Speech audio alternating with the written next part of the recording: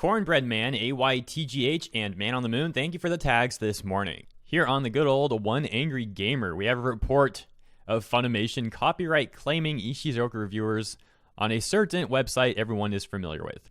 And as absurd as that sounds, I'd like to remind everybody, in case there's anyone who forgot, how absurd the situation has been since day one. Ishuzoku Reviewers mysteriously pulled from Funimation, and you have a customer inquiring as to why that is. Funimation responds in the email, mentions the company standards, and that email is what gets sent to the public. It gets spread on social media and that sort of thing. The person who inquired apparently leaked it. So Funimation was just going to, brush this under the rug? They weren't going to tell anybody why they pulled Ishuzoku Reviewers?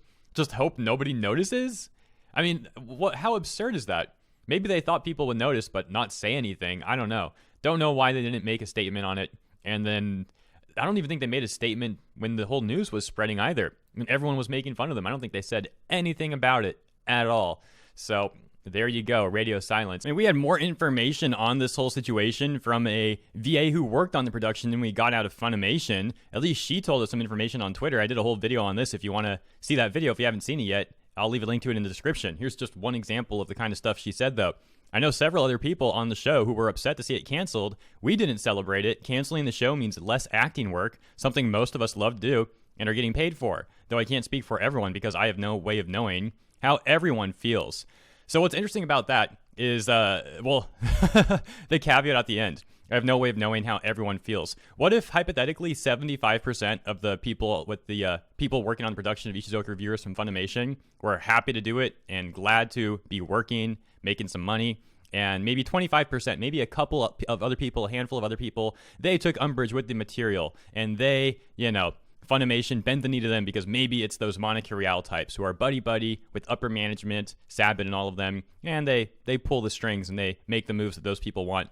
I mean, that very well may be the case. I'm not saying it is factually because I don't know. Just like she said, she doesn't know how everyone feels, although she certainly knows more than we do, and I feel like she is giving us a little clue there. I mean, maybe I'm looking into it too much, but you see how the Funimation company standards, company culture is? Would not be surprised if they would screw out the majority of employees because a select few didn't want to work on this thing anymore and thought it was inappropriate or not okay to the company standards. Then the whole team takes a loss because of that. Although she got paid, don't get me wrong, she got paid for the work that she did. But the point is, she was supposed to do what? 12 episodes? Is that what IR was? I don't remember. 12 episodes or so, as opposed to doing one. She did get paid for one, but she would have got paid for like 12, I think. I don't know what her character role would be, but the point is very obvious. She would have got paid more, but apparently some people had to go and cry about this. Anyways, let's read what Billy D has to say here. Funimation copyright claims Ishuzoku Reviewers clips on that website. Even though Funimation has refused to stream Ishuzoku Reviewers or allow other platform holders to purchase the license to stream the show in the US, they also don't want people sharing any of the content on video hosting services either. Let's talk about this bit for a moment. Or allow other platform holders to purchase the license to stream the show in the US. Why would Funimation want this license if they're not doing anything with it?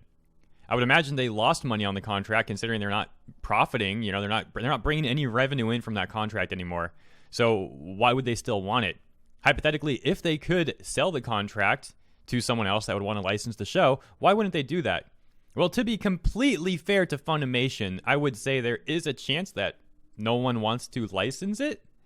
I mean, maybe maybe in that line of work, if Funimation doesn't want to work on something, these other companies are then afraid. They're like, whoa, if big Funimation doesn't want to work on this, why should we, fork up some cash to get the license for it if they didn't want it? Maybe that's a red flag. At the same time, I would imagine those companies, if they are thinking that, they don't really know too much about Funimation and what the anime community thinks about Funimation, because Funimation not wanting to do something is certainly not a good indicator that it will succeed or not succeed overall with the anime community. I mean, you look at Ishuzoku Reviewers, and it was certainly a popular show. Videos, even just talking about it, not even showing anything about it, were getting hundreds of thousands of views at the time, just talking about the show. So imagine people actually watching it. I'd imagine the interest is there. So maybe people haven't tried to buy it from Funimation. That kind of seems weird, though. Maybe they did offer Funimation some money for the contract and they didn't want to sell it. I don't know. There could be a lot of things behind the scenes. Or, of course, maybe Funimation really is doing this weird this weird move where they're like, no, we don't want anyone getting the rights to this. We're not going to make money on it, and neither is anyone else. I don't know what they could be thinking on this one. Those are just some ideas. Let's continue. Some users attempted to make compilation videos of the fan service elements from the anime and share them on that website. However, the videos did not last long on the adult sharing network because Funimation hit them with copyright claims. Look at that. The video title, Ishuzoku Reviewers Fan Service Compilation with Spanish subtitles. And look at that. You got 1, 2, 3, 4 videos all taken down. I wonder which Funimation employee had the lucky job of analyzing these clips to be sure they contain Funimation IP and then issuing the DMCA takedown notice. That's pretty funny. Article says you can attempt to see where the original videos were uploaded through the archive links below.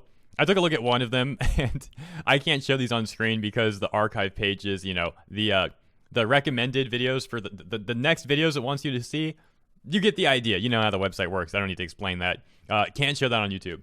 It says, each of the videos offer a different compilation from Ishuzoku Reviewers, but Funimation had the videos nuked from the service.